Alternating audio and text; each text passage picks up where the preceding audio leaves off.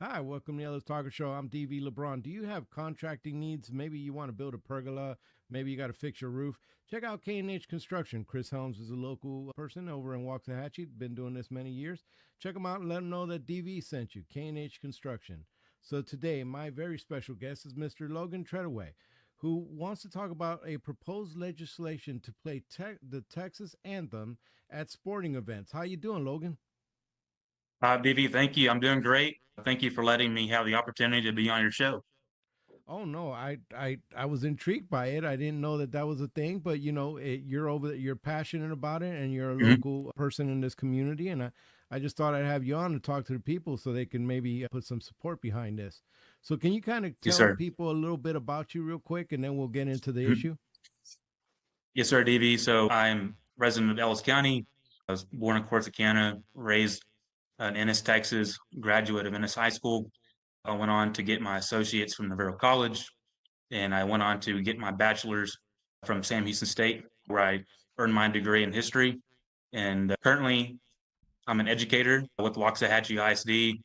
I am going to be switching my expertise in the special education because I believe that I believe there's a future for those kids and having a difference for them in the classroom. And I'm also a precinct chair, 1015 Ellis County GOP. And I'm also part of the Ennis Historical Landmark Commission. And I'm also on the Ellis County Historical Commission, which is appointed by the Commissioner's Court. And I am getting involved in Ellis County, making sure that I have my voice heard in serving the people. And that's what I'm doing right now. And I'm looking for the opportunity to get this bill taken care of. Well, that's pretty cool that you're serving your community, and even more so Mhm. that you have a heart for special needs kids. Mhm. They need Yes, the sir. help. They need there's a shortage of educators, but there's definitely a shortage of special needs educators. That takes a special kind of person Mhm. to Thank you. deal with that. So Yes, thank you sir. so much for wanting to be in Thank that. you. So you got this legislation Mhm. to play the Texas national anthem at sporting events. I'm Yes, not a sir. native Texan, but I know about you guys' love. I've been here long enough Yes, sir. since 2012 to know about you guys' love for your flag and your anthem Very and prideful. all things Texas. So kind of walk me through the anthem, and then we'll kind of run into this legislation. Yes, sir. So, yes, thank you for letting me have the opportunity to talk about it. So, Texas Hour Texas is the name of the song, and the history behind it is in 1929. So, 1929, a gentleman named by William J. Marsh, an immigrant from England, came over to the United States, and he's a music guy. He has a musical background. He's a composer. He's a devout Christian person, and he came to Texas and he thought it was a great idea to have a song for Texas because he didn't have one adopted by the legislature. And I think it was a great thing what he did. And he said, we need to make sure we have something for Texas. We have the national anthem, we have a Star Spangled Banner, but we don't have anything for the state of Texas. So that's why William J. Marsh said that, hey, let's get this done. And he came up with it. He wrote the lyrics, Texas Hour Texas, and he made sure that God's included in it too. God bless you, Texas. So in 1929, the 41st Texas legislature adopted Texas Hour Texas as the official state song of the state of Texas. And I am wanting to lead that tradition from William J. Marsh, an immigrant from England who is buried at the Greenwood Cemetery in Fort Worth, Texas, to make sure that his spirit continues today. And I know if he would still be proud about this today if he was still here, but his spirit still is here, and I know that he'll be proud that we are wanting to make this to be the song after the national anthem at public K through 12 sporting events. I find that so interesting. That's so fascinating that it's a guy Mhm. from England that came up with the Yes, sir. Texas Yes, anthem. sir. I mean, it's just interesting. But Texas, Mhm. there's a lot of different people that came into the creation of Texas, whether That's it right. be Tejanos to Spaniards to, there's Absolutely. so many different people that came into the story of what Texas is. So it sounds very, Yes. very cool Very that diverse. Yeah. it's an English guy that comes up with it. So Mhm. tell me about this legislation. What's the name of it, and how did you go about getting into this particular legislation? Yes, sir. Yes, thank you for letting me talk about that. So the bill is House Bill 2171. So House Bill 2171, and it is relating to the playing of Texas Our Texas after the national anthem at public K through 12 sporting events. So we're talking about all the public K through 12 schools in all 254 counties. If people don't know that we have 254 counties in the state of Texas, and also all the public K through 12 school districts and public charter schools. So Waxahachie Live would be required to play this song too. It's not a mandate. So going back to what you were saying, how do I get involved? How do I started this? How did it come to be? Well, last year, I believe it was May of 2024, I did some research, and I know Oklahoma does their state song after the national anthem at their, like I said, the Oklahoma University of Oklahoma. And I was like, you know what? It'll be a great idea for Texas to do the same thing for public K through 12 sporting events because we don't do that right now. It's only the national anthem. So I reached out to lawmakers, and I even reached out to our local lawmakers, but Cody Harris, Representative Cody Harris, right outside of in Palestine in Anderson County, House District 8, said, you know what, that's a great idea. So I came to went to Palestine, and I went and met with his chief of staff, Jeff Carlson, and the legislative director, Robert Moncada, and the district director, Emmy French. And they said, you know what, it's a great idea. So let's get this ball rolling. I think, of course, he's an Aggie, so I'm a Bearcat, but I want to make sure that all Texas is represented in this.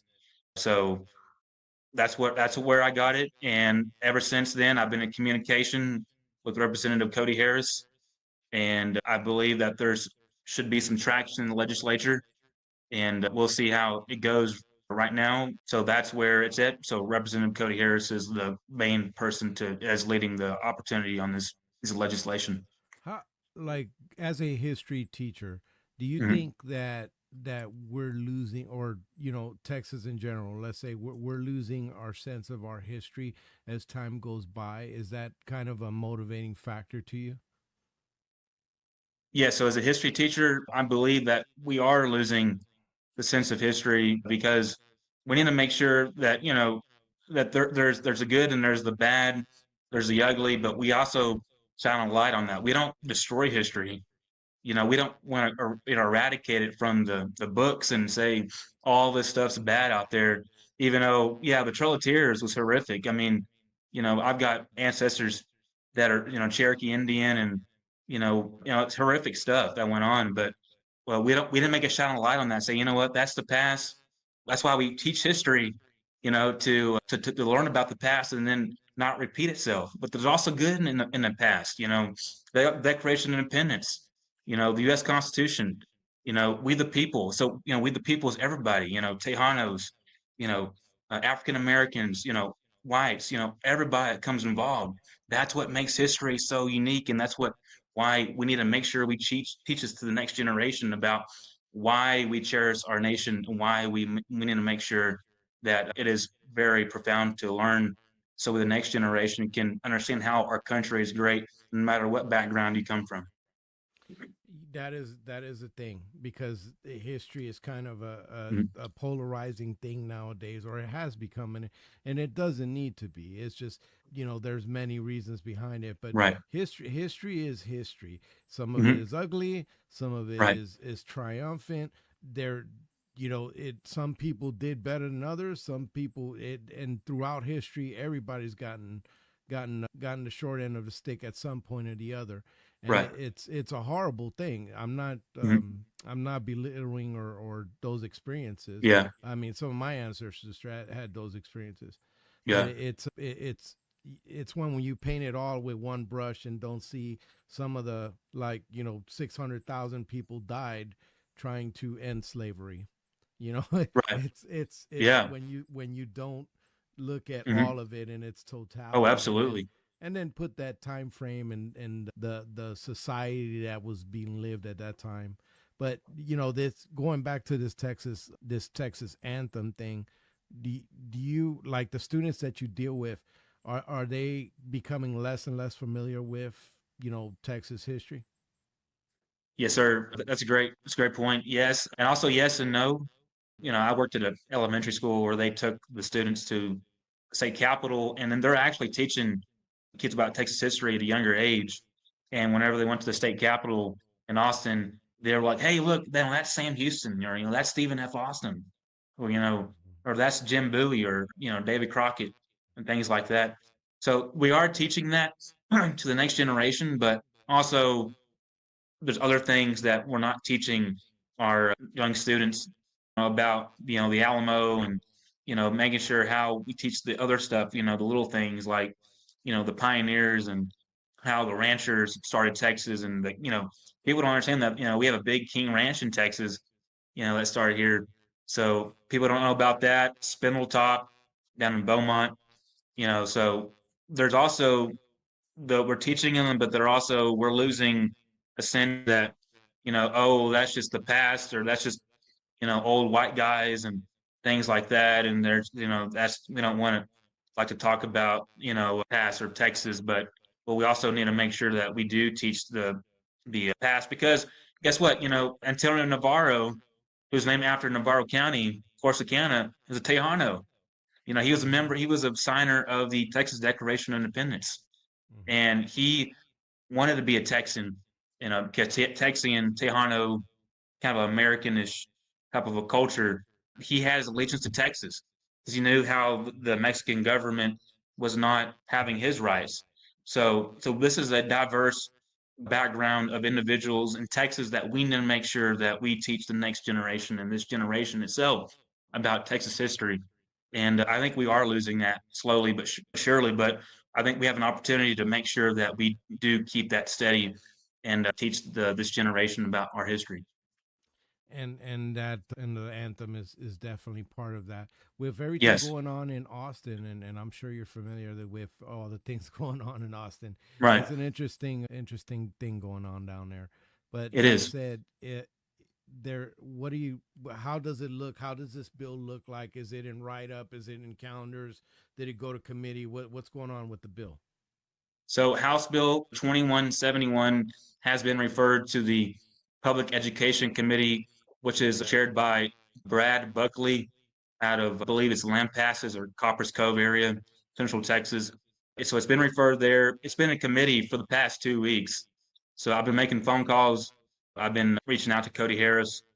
They did request a bill hearing. So I'm looking forward to have the possible hearing next week, but it's still referred in committee. And I am hoping very soon that we get this bill heard so we can send this bill to the calendars committee, and then, of course, the House floor for its full consideration so we can get it to the Senate and also the governor's desk. Have you reached out to our local representatives about it? Yes, sir. I have reached out to Brian Harrison and his chief of staff, Cassie Hoyer. They are aware of it. I'm getting some kind of difficult times with Senator Hall. I don't know why. I have tons of respect for him. So is Senator Birdwell. So I'm That's still, that's very different because Senator Hall, he's old school. I think this would be something yeah, that he would. you would think so, right? I've Yeah, had him on the show, so yeah, I'm kind of surprised by that. I yes, didn't sir. expect that. So okay, well, I mean, it's there's a lot of, like I mentioned at the beginning of it, there's a lot of things going on down there. There is. There's a lot of bills they're trying to knock out before the clock runs out, and hopefully yours gets a Mm. chance at this. Now, talk to me. How can people in Ellis County help you get this over the finish line? Yes, Stevie, that's a great question. So everybody in Ellis County, reach out to Representative Harris, reach out to Representative Brian Harrison, and also reach out to Senator Hall and Senator Birdwell. Make those phone calls, reach out to Chairman Buckley of the House Public Education Committee, and get those phone calls going. And also the rest of the members of the Public Education Committee. I know Jeff Leach is on there, and Representative Leo Wilson, who's also a special educator, former special educator in Texas, and also Jack Reed, the clerk of the Texas House Public Education Committee. I am urging every single resident of Ellis County who loves our state and who is wants to make sure that our state is being led. I know we get too prideful, but that's what we do, right? But I am urging for everybody. Yeah, it is Texas. That's right. So it's Texas, and I'm urging everybody to make the phone calls for the individuals that I've said, and we need to make sure that we honor our state. This is not a mandate on public education. This is no fiscal note. This is making sure that we honor our state at public K through 12 sporting events and also public charter schools, just like Waxahachie Life. So we need to make sure everybody's involved, no matter what your race, gender, background it is, because we're all Texans, and we all need to make sure that we cherish this state that is we call home. You have all these contact numbers for these folks, for our representatives, that maybe we can post in the comments here in a minute. Yes, sir. Let me say yes. No, that's fine. I'll talk to you after the show about it, and we'll get it on there. But okay. Yes, sir. On my show, the guest always has the last word. Is there anything else you'd like to tell the Ellis County? I don't think, Davey, thank you for letting me have the last word. Only thing I would say is that Ellis County, make sure we make those phone calls. I mean, of course, we're going to have those phone calls listed up. And also, Ellis County is the best county, I believe, in the state of Texas, because of the diversity we have. And also, it's very rural, but also it's growing. And I had nothing but great respect for our leaders here in Ellis County. I would give a shout out to our outgoing judge, Todd Little. I had great respect for him. He's done a phenomenal job, and I am praying for whoever fills in that shoes, that I will make sure we put the prayer on him, and so we can lead our county into the next year or two. And I am looking forward for everybody to support my bill, House Bill 2171. And thank you for everybody's support. And until next time.